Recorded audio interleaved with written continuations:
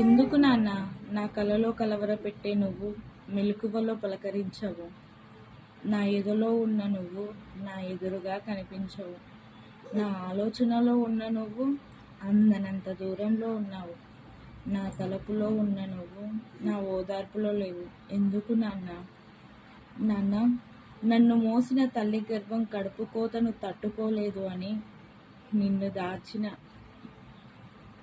అవని గర్భానికి నేను రాలేకపోతున్నా నాన్న.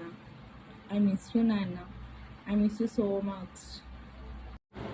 ఏంటి అన్నీ నాన్న గురించి చెప్తున్నాను అనుకుంటున్నాను? నేను చెప్పడం కాదు, నా ఆవేదన. ఒకప్పుడు